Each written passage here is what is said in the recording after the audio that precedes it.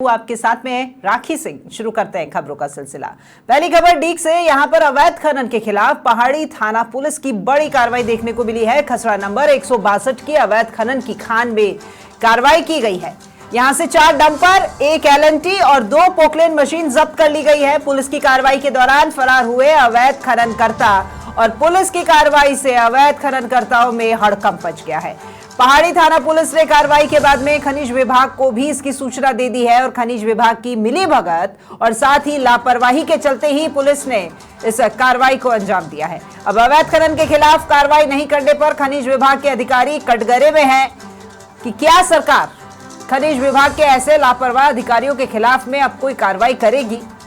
साथ ही साथ अधिकारियों की मिलीभगत से राजस्व विभाग को भी लग रहा है चूना। पहाड़ी एसएचओ योगेंद्र सिंह की नांगल खनन जोन में की है ये कार्रवाई। पहाड़ी एसएचओ है योगेंद्र सिंह, जिन्होंने नांगल खनन जोन में इस पूरी कार्रवाई को अंजाम दिया है। अवैध खनन का जो कारोबार है ये यहाँ भरतपुर में खासा बढ़ता जा रहा है और डीग में भी यही स्थिति है। नव गठित जिला है डीग और यहाँ पे अवैध खनन जो है वो धीरे धीरे पैर पसार रहा है। खनन माफियाओं के जो हौसले हैं वो खासे बुलंद हो रहे हैं, लेकिन पुलिस भी कार्रवाई में डटी हुई है। हाल ही में यहाँ पर पहाड़ी थाना पुलिस ने एक बड़ी कार्रवाई को अंजाम दिया है। तस्वीरें आप देखें, ये खसरा नंबर 162 के अवैध खनन की खान है और यहीं पर ये कार्रवाई को अंजाम दिया गया है। ये डंपर जो नजर आ रहे हैं, ये 4 डंपर, 1 एलएनटी और 2 पोकलेन मशीन जब्त कर ली गई है।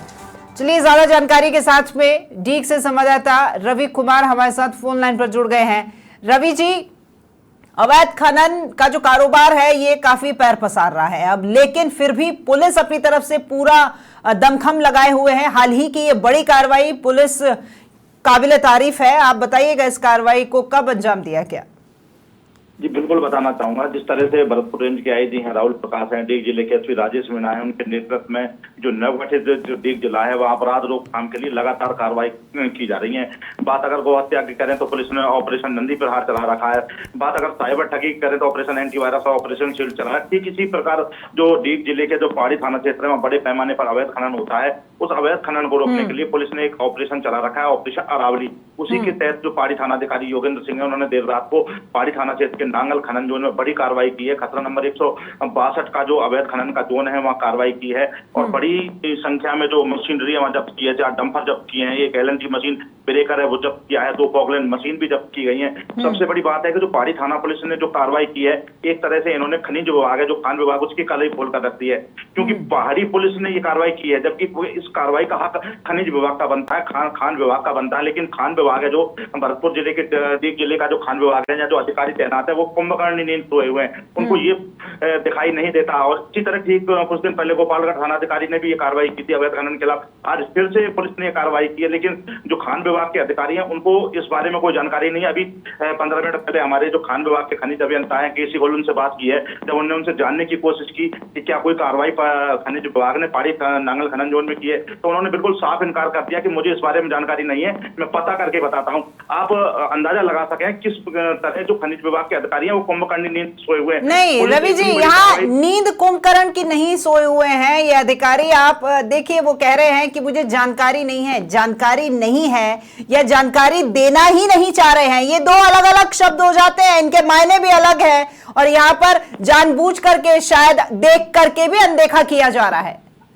जी बिल्कुल बताना चाहूंगा। अभी कुछ दिन पहले, 1 हफ्ते पहले जो गोपालगढ़ थाना अधिकारी उन्होंने कार्रवाई की थी और जब कार्रवाई करने के बाद में खनिज विभाग के अधिकारियों को सूचित किया गया था, तो घंटों तक जो खनिज विभाग के अधिकारी वो मौके पर नहीं पहुंचे थे। एक तरह से मामले को लफा दफा करने की कोशिश की थी, लेकिन दबाव के चलते आखिर में मुकदमा दर्ज हुआ था और कार्रवाई अब उसमें जारी है। ठीक इसी प्रकार अब जो पहाड़ी थाना अधिकारी है उनके द्वारा खान विभाग को सूचना दे दी गई है, लेकिन फिर भी जो खान विभाग के खनिज अभियंता है केसी गोल से हमारी बात हुई है, वो कार्रवाई होने से ही एक तरह से इनकार कर रहे हैं और कहा है कि मेरी जानकारी में नहीं है।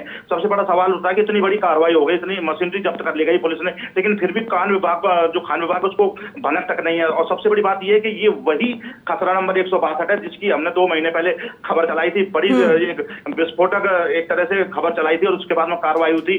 5 विभागों के अधिकारी मौके पर पहुंचे थे और अवैध खनन का 2700 मीट्रिक टन जो खनन का पत्थर है वह मौके पर पड़ा मिला था। उसी खनन जोन है जो 162 है, या पूरी तरह से जो अवैध खनन होता है, करोड़ों रुपए का अभी तक जो अवैध खनन का पत्थर है उसको चोरी करके इधर उधर किया जा चुका है। लेकिन खान विभाग है वो एक तरह से बिल्कुल आंख मूंद के सोया हुआ और कार्रवाई के करने से बिल्कुल कतराता है।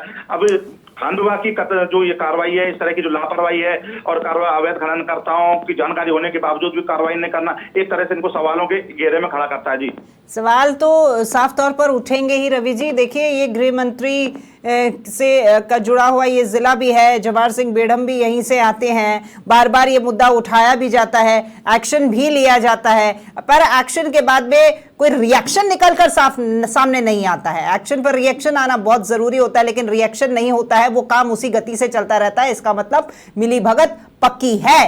अब देखने वाली बात यह है कि इस क्षेत्र से जो भी यहाँ पर जो अधिकारी हैं खान विभाग से जुड़े हुए, जिनकी ड्यूटी लगी हुई थी, अब क्योंकि पहाड़ी थाना पुलिस ने कार्रवाई कर दी है, उनके ऊपर कोई कार्रवाई होती है कि नहीं होती है, क्योंकि उन पर एक्शन लेना बहुत जरूरी हो गया है। तभी शायद जो है समझ में आए कि हाँ, कानून कायम है। जी बिल्कुल बताना चाहूंगा, जिस तरह से पुलिस ने रात को कार्रवाई की है और अवैध खनन होते हुए वहां मौके पर मिला है, मशीनरी जब्त की है, खान विभाग के अधिकारियों को सूचना दी गई है। और अभी थोड़ी देर पहले हमारी बात हुई है, खान विभाग के जो खनिज अभियंता केसी गोयल कह रहे हैं कि अभी पूछ कर बताता हूं। इसका मतलब उनको कोई जानकारी नहीं है या वो कार्रवाई करना नहीं चाहते। कहीं ना कहीं कोई ना कोई तो मिलीभगत सामने आ रही है। दूसरी बात, जहां बात करें जवाहर सिंह बेढ़म की, तो पहाड़ी जो क्षेत्र लगता है वहां से कामा की भी उतनी दूरी है, नगर क्षेत्र उनका जो विधानसभा है उसकी भी बराबर की दूरी है। हालांकि जो कामा विधायक नौक्षम चौधरी है, उन्होंने अवैध खनन का मुद्दा है, ओवरलोडिंग का मुद्दा है, वो विधानसभा में उठाया है। अब देखना है कि कितनी सरकार इस पर कार्रवाई करती है, अवैध खनन का जो खनन है उस पर कितना रोक लगती है, ये तो आने वाला समय बताएगा। लेकिन फिलहाल जो कामा विधायक है वो अवैध खनन और ओवरलोड के बिल्कुल सख्त खिलाफ है और सरकार से वो मांग भी कर चुके हैं। ठीक इसी तरह जो गृह राज्य मंत्री जवाहर सिंह बेढ़म, उनके द्वारा भी अभी तक कोई ऐसा कोई कदम नहीं उठाया गया, क्योंकि कुछ जो थाना क्षेत्र है, जो गोपालगढ़ थाना क्षेत्र है, उनकी विधानसभा क्षेत्र से बिल्कुल सटा हुआ है। वहां भी बड़े पैमाने पर लेवासना है, बिजासना है, चिनावड़ाही जो गांव है उसकी जो नगर विधानसभा क्षेत्र है जवाहर सिंह बेढ़म का, उससे बिल्कुल सटा हुआ है। बिल्कुल उनको भी एक्शन लेना चाहिए। जिस तरह नौक्षम चौधरी ने आवाज उठाई है, जवाहर सिंह बेढ़म की भी आवाज उठाई। और सबसे बड़ी बात, जो मुख्यमंत्री हैं मदन लाल शर्मा, वो भी इसी जिले से आते हैं और उनको भी इस तरह की जो खबरें हैं, इस तरह की जो खनिज विभाग की लापरवाही है और जो खनिज विभाग के अधिकारी कार्रवाई नहीं करना चाहते या जानबूझकर कार्रवाई नहीं करना चाहते और उनकी लापरवाही का नतीजा है कि अब पुलिस को ही ये कार्रवाई करनी पड़ रही है। तो ऐसे अधिकारियों को यहाँ से हटाकर ईमानदार अधिकारियों की नियुक्ति की जानी चाहिए, जिसके जो सरकार को लाखों रुपए का रोजाना का जो राजस्व का चूना लग रहा है वो उससे सरकार को फायदा हो सके। जी ठीक है रवि जी, बहुत शुक्रिया आपका तमाम जानकारी के लिए। और देखिए, ये डीग की स्थिति है यहाँ पर। ये खनन विभाग जो है वो कुंभकर्ण की नींद सोया हुआ है, उनकी नाक के नीचे यहाँ पर अवैध खनन किया जा रहा है, लेकिन अधिकारियों को खबर तक नहीं है। पहाड़ी थाना पुलिस के द्वारा, जो कि उनके क्षेत्राधिकार के बाहर है, बावजूद उनको जैसे ही इनपुट मिला उनके द्वारा यहाँ पर कार्रवाई को अंजाम दिया गया है। अब देखने वाली बात यह होगी, जो अधिकारी लापरवाह थे, क्या उनके ऊपर कोई कार्रवाई होती है?